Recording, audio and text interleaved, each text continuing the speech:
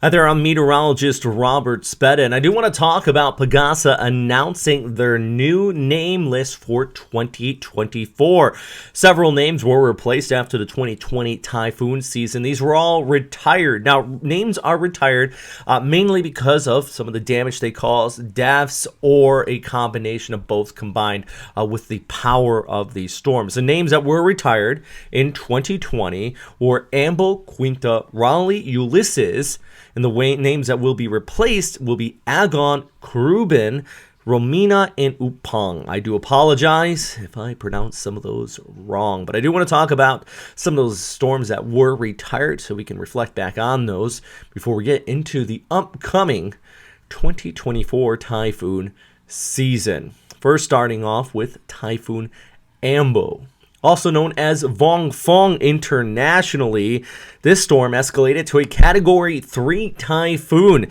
Also known as Vong Fong internationally, this storm escalated to a Category 3 typhoon and made landfall in eastern Samar, leaving a trail of heavy rainfall, powerful winds, and widespread flooding. 5 deaths were reported with over $50 million in damages. The typhoon coincided with the challenges, of course, of the ongoing COVID-19 pandemic, prompting large-scale evacuations and triggering emergency relief efforts.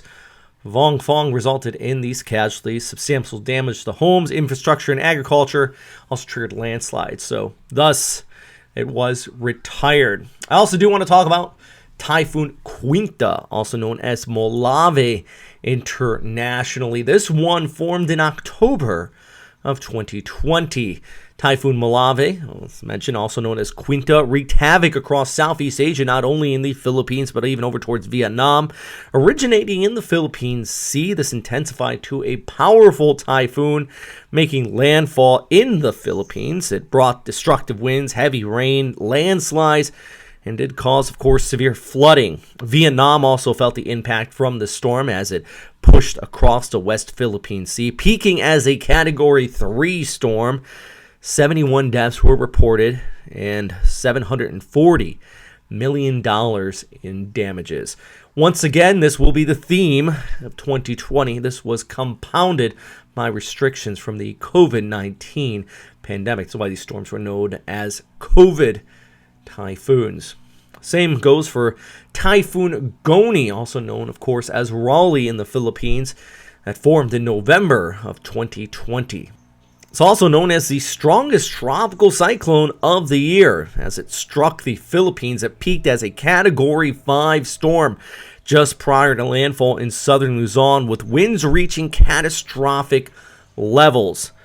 It caused widespread devastation, resulting in 32 deaths and over $1 billion in damages. Entire communities faced the destruction from this storm as it brought heavy rainfall, these powerful winds, and once again, landslides as well. And still, one more time, you still had the impacts from the pandemic. And it was only a few days later when the last name of 2020 that was retired, now being replaced by Upang, that was Typhoon Ulyses.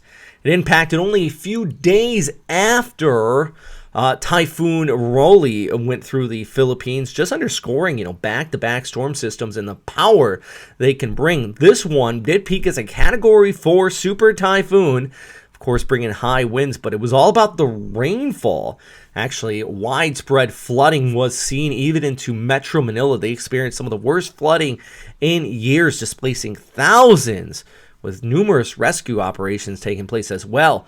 Over 100 deaths were reported and $1 billion in damages from this storm. It underscores, once again, that impact of back-to-back typhoons, and can't stress enough the impacts from the COVID-19 pandemic and just restrictions across the country, and even when setting up shelters and stuff like that throughout this typhoon season. So, yeah, it's a look back here and a look forward at the new names for 2024.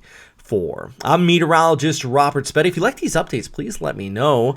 Not only the forecast, but I do like to look back as well. And maybe check out our Patreon page. It goes a long way. At the very least, hit that like and subscribe button. And as always, though, stay safe out there, friends.